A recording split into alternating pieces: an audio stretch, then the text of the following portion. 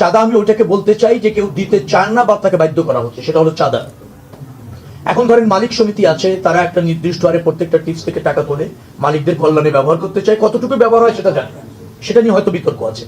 কিন্তু তারা এই সমঝোতার ভিত্তিতে, আবার শ্রমিক কল্যাণ ফেডারেশন এরকম অনেক সংস্থা ওরা আছে, তো তারা এটা সমঝোতার ভিত্তিতে এরকম ভাবে করে।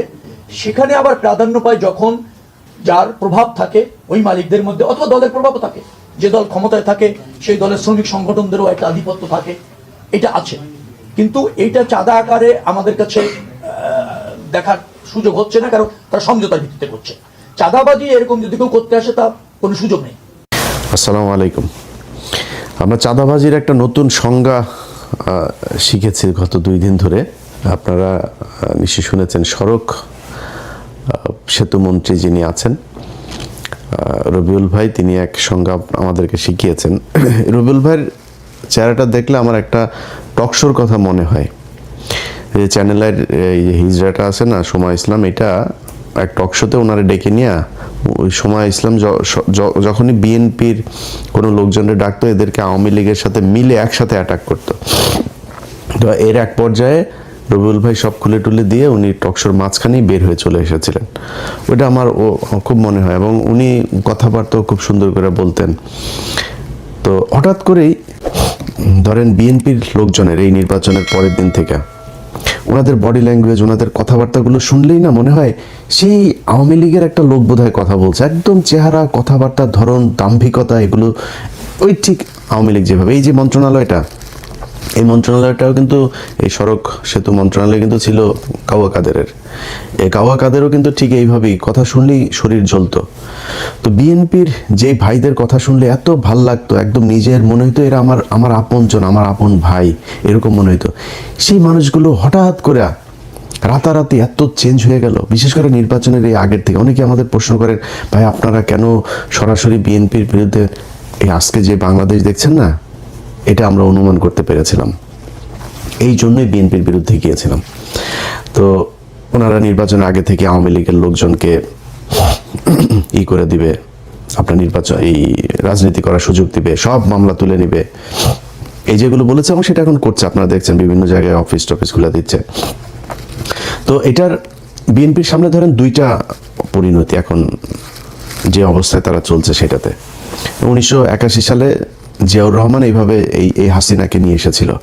17 দিনের মাথায় জিয়াউর রহমানকে হত্যা করা হয়েছিল।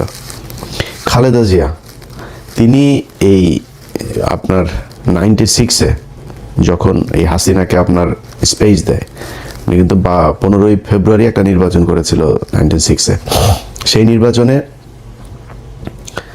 আপনার জামাত আওয়ামী লীগকে অংশগ্রহণ করেনি। হাসিনা, খালেদা জিয়া চাইলে থাকতে পারতো, এমন কোনো আন্দোলন হয়নি, এমন মানুষজন মারা যায়নি, ছেড়ে দিয়েছেন। ছেড়ে তারপরে 12ই জুন 96 আবার আরেকটা নির্বাচন দিয়েছিলেন। ওই সুযোগ দিয়ে তারা আবার 96-তে আসতে দেওয়া হয়েছে। 96-তে আসার পরে কি করেছে সেটা আপনারা জানেন। এরপরে 2001 থেকে 6 খালেদা জিয়া জোর করে থাকতে চেয়েছে, কিন্তু মানে বিএনপির সমস্যাটা হলো, বিএনপি যদি চুরিও করে, মানে লেটায়া বেটায়া ওইটারে পাশা পোসা হাগু দিয়া নষ্ট করে গন্ধ বানায় ফেলে। আওয়ামী লীগ সেটা খুব স্মার্টলি করে, এটাই হলো পার্থক্য।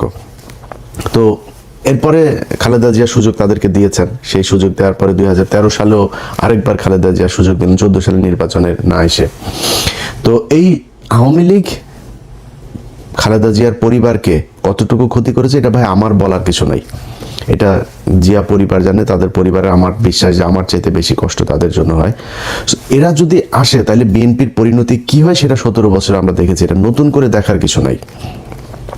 অতএব তারা যদি এদেরকে নিয়ে আসে, এসে মনে করেন আওয়ামী লীগকে নিয়েই তারপরে করলো, তো জোর করে যদি থাকতে চায়, বাংলাদেশে খুব নিকট অতীতে আমরা এর পরিণতি দেখেছি যে সেটাতে কি হয়। বিএনপি সেই পরিণতি ভোগ করতে হবে যদি তারা জোর করে ক্ষমতায় থাকতে চায়। আর যদি তারা মনে করে নির্বাচন করবে, গণতান্ত্রিকভাবে জামাতের সাথে রাজনীতি করবে, জামাতের সাথে রাজনীতি করতে গেলে জামাত আপনারা যদি নাকি স্বর্ণ দেখায়, আপনি তো আর এই তামা দিয়ে তো তার সাথে রাজনীতি করতে পারবেন না। জামাত রাজনীতি করে নিজের পকেটের টাকা দিয়ে, তারপরে সংগঠন চালায়। আর আপনি চাঁদাবাজির টাকা দিয়ে সংগঠন চালাবেন, এরকমই হবে। এই যে রবিউল ইসলাম ভাই, উনি একটা কথা বলেছেন, মানে উনি কথাটা হয়তো খুব কৌশলে, এর আগেও তো এই চাঁদাবাজি হতো, ওবায়দুল কাদের কোনোদিন স্বীকার করেছে, এইভাবে বলেছে কখনো? বলতে হবে কি, আপনি দেখেন প্রতিটা মন্ত্রী দুর্নীতিকে, এই যে এহসানুল হক মিলন দুর্নীতি করে না আগের বার, দুর্নীতির বিরুদ্ধে ব্যাপক কি করা হবে, সবাই দুর্নীতির বিরুদ্ধে, সব কটা মন্ত্রীর বক্তব্য দেখবেন একই রকম। এইটাই হচ্ছে স্মার্টনেস, বাংলাদেশের স্মার্টনেস এইটাই। চুরি করবে প্রতিটার পেটের মধ্যে, বাংলাদেশে এই পর্যন্ত যত মন্ত্রী গিয়েছেন সব কটার পেটের মধ্যে দুর্নীতির টাকা, মানুষের ভিক্ষার টাকা, চুরির টাকা, এটা প্রতিটা মন্ত্রীর পেটের মধ্যে। এরা এই দুর্নীতি করার জন্যই এমপি হয়, মন্ত্রী হয়। আজকে যেই কথাটা রবিউল ইসলাম বলে দিয়েছেন, এইটা আগের মন্ত্রীরা বলেন নাই বা ওনার আশপাশের মন্ত্রীরা বলেন নাই, এটাই স্বাভাবিক। শহীদুদ্দিন চৌধুরী অ্যানি ভাই আজকে বলেছেন যে না, সড়কে কোনো চাঁদা চলবে না। অ্যানি ভাই, আপনি তো পানি সম্পদ মন্ত্রী, আপনি সড়কের মন্ত্রী বলার কে? সড়কের মন্ত্রী বলে দিয়েছেন চাঁদাবাজি চলবে, অতএব চলবে। এটারে আপনি এখন কালকে হয়তো উনি বক্তব্যটারে সুন্দর করে বলতে পারেন, তারেক রহমান হয়তো একটা থ্যাতানি দিলে হয়তো বলবে সুন্দর করে, বা এই ধরনের কথার ভবিষ্যতে বলবেন, কিন্তু চলবেই চাঁদাবাজি। উনি খুব স্পষ্ট করে বলেছেন যে সরকারি দলের যেই শ্রমিক সংগঠন, তাদের দল চালাতে টাকা লাগে। বক্তব্য কিন্তু খুব স্পষ্ট। শ্রমিক সংগঠনের এই সারা দেশে বিশাল আকারের আপনার সংগঠন, এই যে চান্দা আব্বাস ছিল শ্রমিক নেতা, তো এরা তো শ্রমিক না, এরা তো চলে। তো এরা কিভাবে চলবে? এরা চলতে হইলে আপনার ওই চাঁদা তুলতেই হবে, এই ছাড়া কোনো উপায় নেই। সো আপনাকে রাস্তা দুইটা, হয় নিজে চাঁদা দিয়ে তারপরে দল চালাবেন, নাহলে চাঁদাবাজি করবেন, এছাড়া বিশাল এই দল চলবে না। এখন জামাত ইসলাম কি করে, নিজেরা চাঁদা দেয়, দিয়া তারপরে দল চালায়। একজন রুকন, তার বেতন যদি হয় 1 লাখ টাকা, প্রতি মাসে 5,000 তাকে মাস্ট তাদের কোষাগারে দিতে হবে। এটাই ওদের রাজনীতি। এখন এরকম একটা রাজনীতি করা দলের সাথে আপনি চাঁদা নেওয়া রাজনীতি করবেন, তো মানুষ তো সেটা সহ্য করবে না।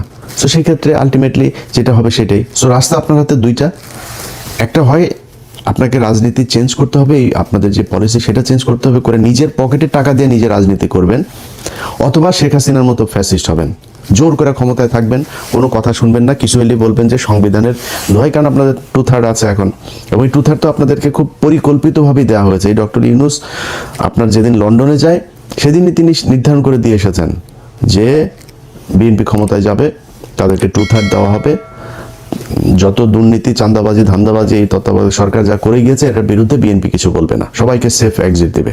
যে দেশে থাকতে চায় দেশে থাকার ব্যবস্থা করে দেবে, এরা থাকবে না বেশি দিন। আসিফ নজরুল ধরেন দেশে আছে, এখন থাকবে না। ওই যে আইসিটির ফয়েজ তায়েব চলে গিয়েছে, এগুলো সবগুলির একটা একটা করে কি কি আকাম কুকাম করেছে এই এখন ধরবো। ক্ষমতায় যখন থাকবেন তখন বলতে না পারলে ক্ষমতার পরে তো বলতে পারবো। সো এখন ধরা হবে একটা একটা করে। ফয়েজ তায়েবরে নিয়ে কাজ চলছে। তো এই আসিফ নজরুলরা এরা 2 দিন পরে দেখবেন চলে গেছে, টাকার তো অভাব নাই, দেশে থাকবে কেন?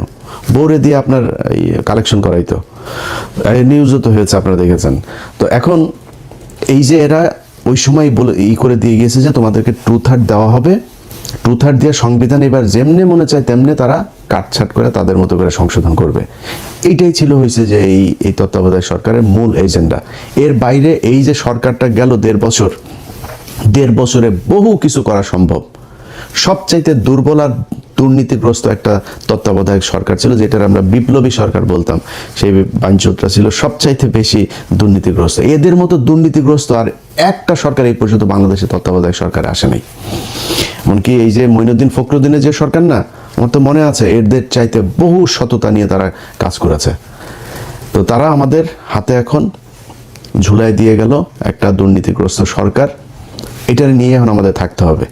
তো বাংলাদেশের মানুষের কাছে আমার একটা জিজ্ঞাসা থাকবে যে এই দেশের মানুষ কি মানে এই ঝাড়ুদার হয়েই থাকতে চান, চকিদার হয়েই থাকতে চান?